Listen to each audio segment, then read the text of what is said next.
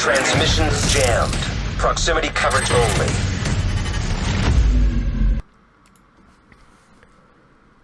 Hey guys, Jacob here. It is February 27, 2020. As you guys know, Warlords of New York is right around the corner. Literally, it's on March 3rd. We have a few days away, and we'll be getting to play this new expansion. If you guys are not aware, it's the new expansion where we're going back to Lower Manhattan in New York City, where we get new brain sets, new exotics, gear set changes, brain set changes, and also stuff like seasons and leagues that are going to be added to the game a little bit later on. But I did talk about the new gear sets yesterday, which one of them is old, which you'll recognize is the Striker gear set and the new System Corruption gear set. But that video was pretty short and informative, but I wanted to make a little bit longer video talking about some of the other things that were in State of the Game.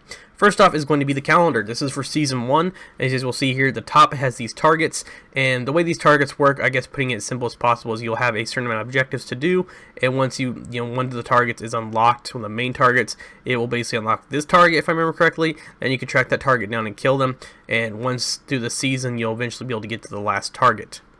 Then you also see leagues down here, which is West Side League, Northeast League, Home League, Hill League, stuff like that. And it appears they're like from different factions. I think that's the Outcasts, the Hyenas, Cleaners, and it's probably True Sons.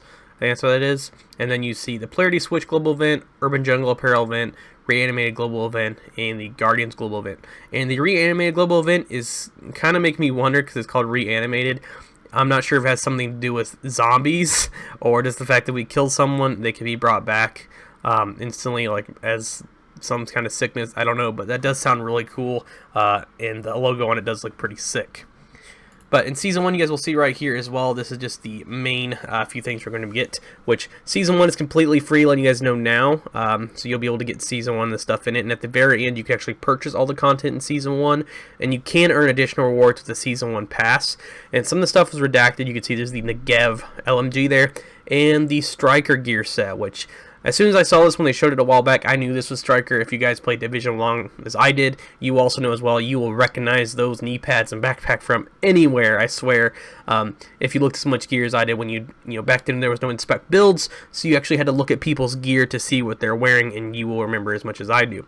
There's also some additional rewards down there you can see below it. So if you get the extra cash, you could get something like a gear set, instead of getting one piece of it, you might get an additional piece, and there's also some more rewards like a spray there, and also another cash as well.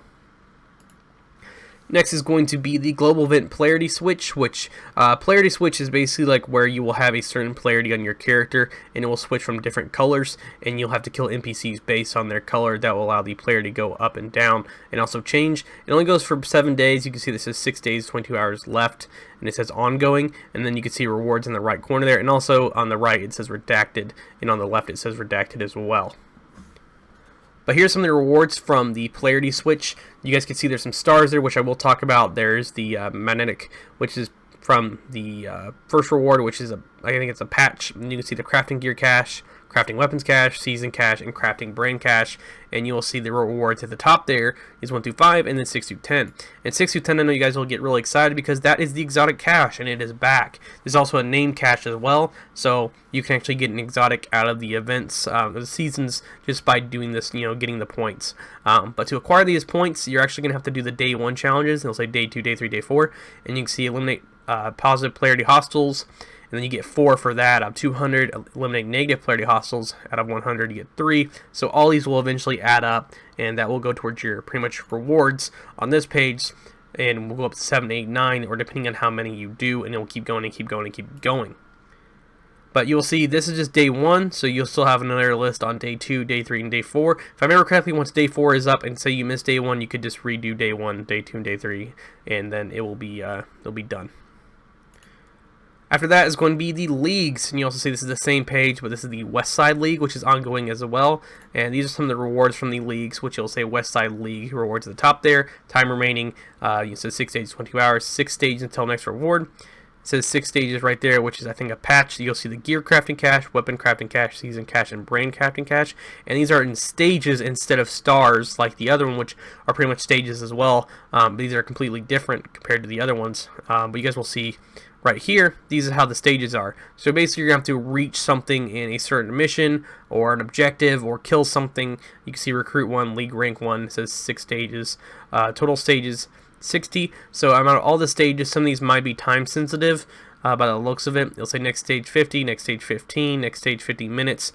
So you might have to complete something in a certain amount of time or kill a certain amount of NPCs to basically get these stage rewards.